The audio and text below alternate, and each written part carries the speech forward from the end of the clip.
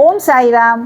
क्या आपको कभी ऐसा लगता है कि आपकी प्रार्थना ऊपर तक नहीं पहुंच पा रही है और मंदिर भी आप जा रहे हैं, पूजा भी कर रहे हैं, फिर भी आपका मन बिल्कुल शांत नहीं है? अगर हाँ, तो ये वीडियो आपके लिए है। मैं बस एक छोटा सा बदलाव आपको बताऊंगी इस वीडियो में और उसके ज़रिए आप अपनी प्रार्थना साईं तक पहुंचा सकते हैं। तो आइए इस सफ़र में आगे बढ़ते हैं और जानते हैं आखिर वो बदलाव कौन सा है। नमस्ते, मेरा नाम गुंजन सिन्हा है और मैं अपने channel Sai Grace with Gunjan में आप सभी का स्वागत करती हूँ। और आज मैं कोई ज्ञान देने नहीं आई हूँ, मैं अपनी ज़िंदगी की व्यक्तिगत कहानी आपसे साझा करने आई हूँ। मेरा भी हाल कुछ आप लोगों जैसा ही था, बहुत परेशान और ऐसा लगता था कि मैं साईं पूजा बहुत टाइम से कर रही हूँ, लेकिन ऐसा लगता था कि साईं की पूजा कर तो रही हूँ, लेकिन मेरी ज़िंदगी की कुछ ऐसी परेशानियाँ हैं, जो चीज़ें हैं वो हल नहीं हो रहा है। और मेरे अंदर ये विचार चल रहा था कि साईं सुनते नहीं हैं। और थोड़ा बहुत बीच में आस्था डगमगाने भी लगी थी, फिर भी डगमगाई थी, टूटी नहीं थी। मैं फिर भी साईं की पूजा करती थी और मैं बहुत थक चुकी थी, बार बार ये चीज़ बोल बोल के, बाबा कभी सब ठीक करोगे। और फिर एक दिन मैंने बाबा से ऐसा बोला कि अगर आप सच में हो तो कोई ऐसा संकेत दो या मुझे कुछ ऐसा रास्ता दिखाओ या बताओ किसी तरह से कि कैसे मेरा मार्गदर्शन करोगे, ये आप जानो, क्योंकि अब मैं थक चुकी हूँ। और उसके दूसरे दिन ही मैं ये साईं सच्चरित बुक जो है ये मैं पढ़ाई कर रही थी और इसको पढ़ते पढ़ते अचानक से मेरा ध्यान एक शब्द पे गया, समर्पण।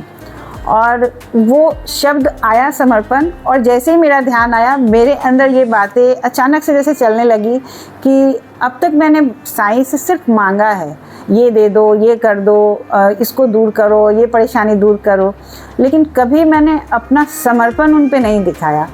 और वो दिन था और अचानक से ये चीज़ें दिमाग में आई और मैं उठी और जाके बाबा के आगे फिर हाथ जोड़ा और दिया जलाया और मैंने बोला बाबा से कि मैं अब थक गई हूँ और मुझे समझ में आ गया कि मैंने सिर्फ आपसे मांगे हैं, कभी मैंने अपना समर्पण नहीं दिखाया। तो आज मैं आपसे मांगूंगी नहीं बाबा, मैं बिल्कुल थक चुकी हूँ। अब मैं आपको, अपने आप को समर्पित करती हूँ, अपने को, अपने परिवार को, अपने बच्चे को और सभी को मैं आपके साथ समर्पण अपना उनका दे रही हूँ। और अब आप जैसा रास्ता दिखाओगे, जैसा चलाओगे, जैसा मार्गदर्शन करोगे, अब वैसा ही होगा और उसी रास्ते पे हम चलेंगे। और ये बातें कह के और मैं सोने चली गई। और मैं जो इतनी परेशान रहती थी, उस रात मुझे बहुत अच्छी नींद आई। ऐसा नहीं हुआ कि रातों रात मेरी सारी परेशानी दूर हो गई, सुबह उठते, ऐसा कुछ नहीं हुआ, लेकिन मन बड़ा शांत हुआ और बहुत अरसे बाद मुझे बहुत अच्छी नींद आई। और ठीक उस दिन के बाद से ही मेरी ज़िंदगी में कुछ ऐसे ऐसे संकेत आने लगे ना, कुछ ऐसे ऐसे चीज़ें, कुछ ऐसा अनुभव, कुछ ऐसा मैसेज, जिसके थ्रू क्या हुआ कि मेरी लाइफ बिल्कुल चेंज होने लगी। और मुझे ये फील होने लगा कि बाबा अपनी बातें मुझ तक पहुंचा रहे हैं कि अब मुझे अपने रास्ते में करना क्या है। तो जो एक समर्पण शब्द था ना, वो मेरी ज़िंदगी में बहुत बड़ा बदलाव लाया और यही समर्पण शब्द जो है ना, बाबा तक मेरी बातों को भी पहुंचाया। तो मैं आपसे भी ये सबसे आग्रह करना चाहूँगी कि अगर आपके साथ भी ऐसा कुछ हो रहा है तो बस एक बार इसे ट्राई कीजिए, एक बार बाबा से ऐसे बोल के देखिए और अपना पूरा समर्पण बाबा को दिखा के देखिए। बाबा सुनते हैं। और क्योंकि अभी वो एक दिन था और आज का दिन है कि आज मुझे लगता है बस मेरे अंदर बातें आती है और वो बाबा तक ऑटोमेटिक पहुंच जाती है और मुझे बोलना भी नहीं पड़ता है। और अगर वो मेरे हित की है तो बाबा उस चीज़ को तुरंत कर देते हैं। और चाहे मैं हूँ, चाहे मेरे बच्चे, मेरा परिवार, हम सब तो बाबा के ही इस पे चलते हैं। मतलब बाबा के बिना हम लोग की ज़िंदगी ही कुछ नहीं है।